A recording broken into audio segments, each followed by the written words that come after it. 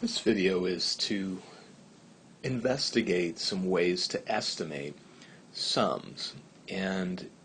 What we talk about here works just as well for differences, but is quite different from the techniques that we used for estimating a product. Because the deal with multiplication is it really does make sense to round each number to a different place value potentially. You just are trying to make one significant digit to make it easy to work with, but there's no reason to not round to different place values. But with a sum, you want to stick to rounding each number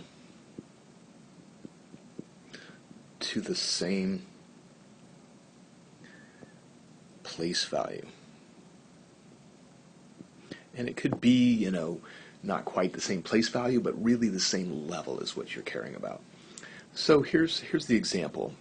Someone has a mortgage payment each month of $23, $43, $62. Their child care each month is $428, $30.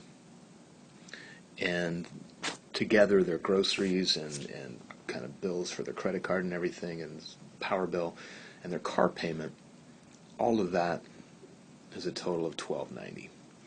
So I first want to kind of look at what it would mean if you just rounded each to one significant digit.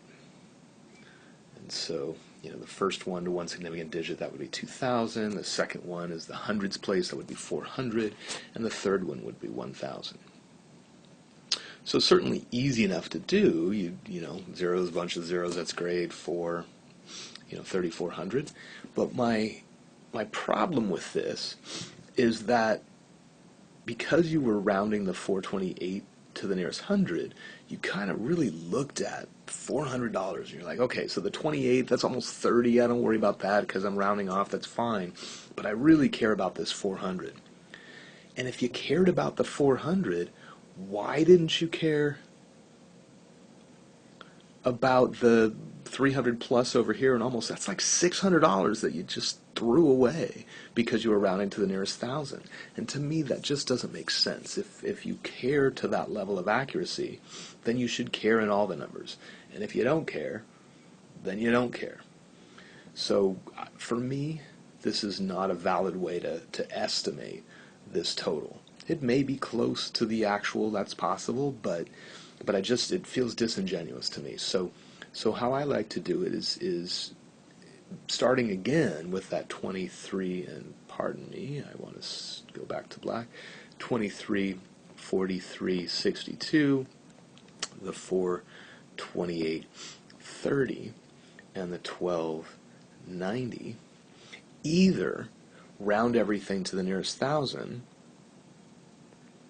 or if you want more accuracy, round everything to the nearest hundred. But I'm going to start with rounding everything to the nearest thousand. So again, we're getting 2,000 here. But now the 428, if you don't care about the hundreds, you don't care about the hundreds. And because that 400 is not 500 or more, I'm going to round that to 0. And this 1,290, I'm going to round to 1,000 and get an estimate of 3,000. Super easy. Okay, not that accurate. I'll give you that. And so if you want some more accuracy, then you would take these three numbers, 428.30 and the 12.90, and maybe you decide to round everything to the nearest hundred. Okay, that's fine. Then you would get 2,300 because the 4 leaves that 3 alone. You'd get 400, and here you'd get 1,300 because the next digit is a 9. When I total that up, a little bit more work than we had before. What is that? 3 plus 3 is 6, plus 4 is 10. But I'm getting, with not too much extra work, a pretty accurate estimate. And I have this sense that, okay, you rounded this off to more accuracy, and you're aware of to what level you've rounded to the nearest hundred.